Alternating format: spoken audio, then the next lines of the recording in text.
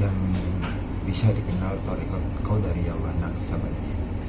Ya, saya bernama Muhammad Reza Pahlevi, kelas Akidah Filsafat Islam Prodi Tasawuf, kelas A2. Ya, di sini saya akan menjelaskan sedikit sejarah awal dan perkembangan Thariqat Qadariyah wa Naqsabandiyah. Thariqat Qadariyah wa Naqsabandiyah, juga ditulis Thariqat Qadariyah Naqsabandiyah, adalah perpaduan dari dua buah thariqat besar, yaitu Thariqat Qadariyah dan Thariqat Naqsabandiyah, yang didirikan oleh Mahmud Al-Alawi dan Bahauddin di Makkah pada awal abad ke-11 Hijriah. Abad ke-19, thariqat ini adalah thariqat yang tabarok atau diakui kekuasaannya oleh sebuah negara, yaitu khususnya di negara Indonesia.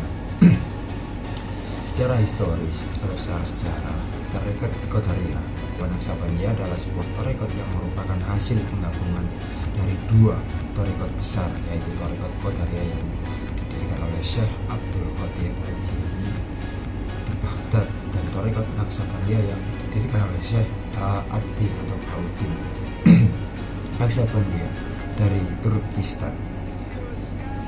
Penggabungan kedua thariqat ini atau penggabungan dua thariqat tersebut kemudian dimodifikasi sedemikian rupa sehingga menjadi Thariqat Qadariyah wa Naqsabandiyah, dan sehingga terbentuk sebuah thariqat yang mandiri, memiliki perbedaan dengan kedua thariqat induknya. Perbedaan itu terutama terdapat dalam bentuk-bentuk ritualnya, atau kita mau setiap thariqat itu mempunyai sebuah cara untuk mendekatkan diri kepada sang ilahi. Nah, thariqat ini, thariqat kan berasal dari kata Arab, kalau di bahasa Indonesia kan mempunyai arti cara. Jadi cara kita untuk menuju Tuhan yang menurut sufi itu bagaimana. Jadi seperti itu.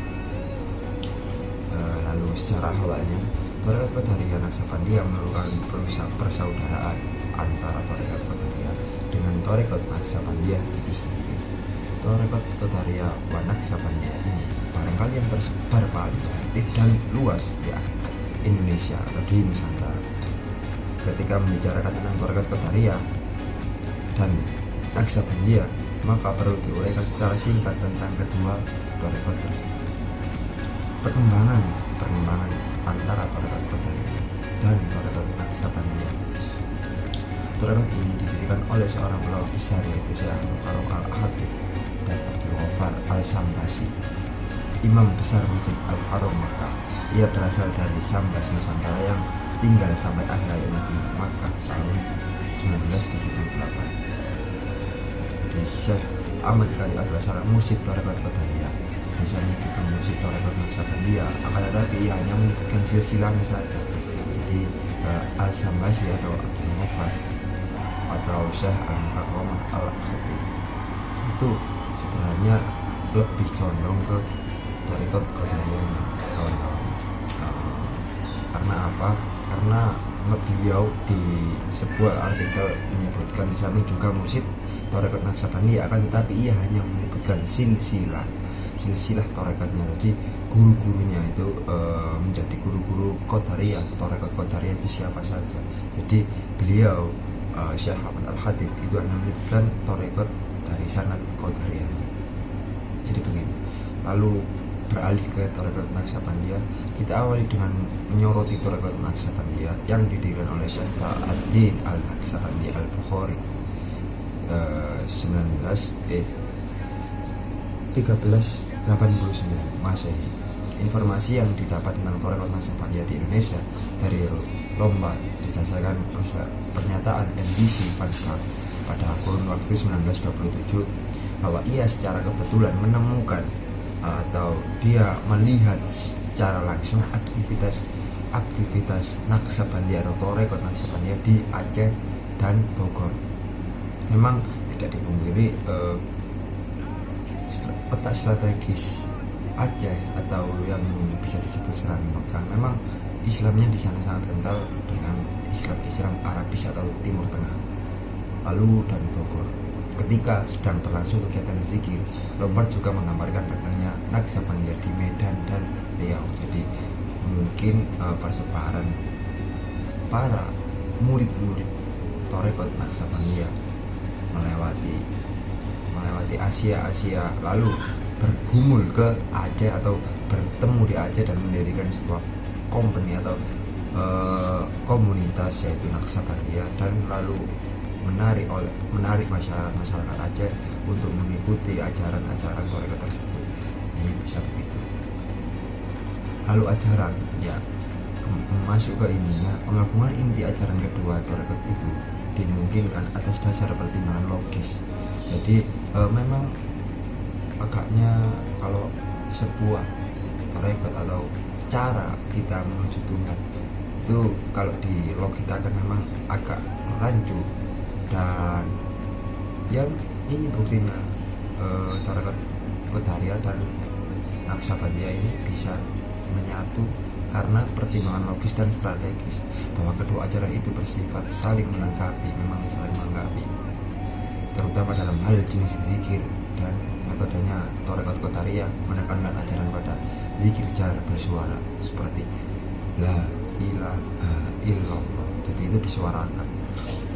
Sedangkan Torekot Naksabandia menekankan model zikir sir atau diam atau zikir lataif. Dengan penggabungan itu diharapkan para muridnya dapat mencapai derajat kesufian yang lebih tinggi. Ya memang kita dengan memurnikan lafaz-lafaz Allah, la ilaha illallah, astagfirullahaladzim dan sebagainya, dengan penempatan posisi, dengan ajaran-ajaran oleh para mursyid itu yang benar, dan bagaimana caranya, itu akan menemukan titik di mana kita memiliki kesempurnaan dalam pengucapan dan bagaimana kita menuju Tuhan yang baik. Seperti la ilaha illallah kalau Torekot Qadariyah menekankan ajaran pada zikir jar bersuara. Dengan penggabungan itu diharapkan para muridnya dapat mencapai derajat kesufian yang lebih tinggi dengan cara yang lebih efektif dan efisien. Jadi begitu teman-teman. Memang banyak orang-orang yang menganut Torekot Qadariyah wa Naksabandia ini di Indonesia. Jadi yang tidak dipungkiri, kita seperti NU ataupun juga Muhammadiyah yang saya ketahui, lingkungan saya memang lingkungan ulama. Jadi ya ada salah satu gawagis NU ya yang bernama Tutubinya, yaitu kan seorang tokoh sufi sedunia. Jadi beliau memegang Torekot Naksabandia. Secara tidak langsung juga warga-warga di penjuru NU atau Nahdlatul Ulama itu memegang erat Torekot itu beliau, seperti itu. Jadi kurang lebihnya seperti itu penjelasan dari Torekot Qadariyah wa Naksabandia. Kurang lebihnya kami mohon maaf, saya selaku presentator sendirian yang bernama Reza Balevi, kelas AFI A2 semester 3 turut undur diri. Terima kasih. Wassalamualaikum warahmatullahi wabarakatuh. 'Cause you're a sky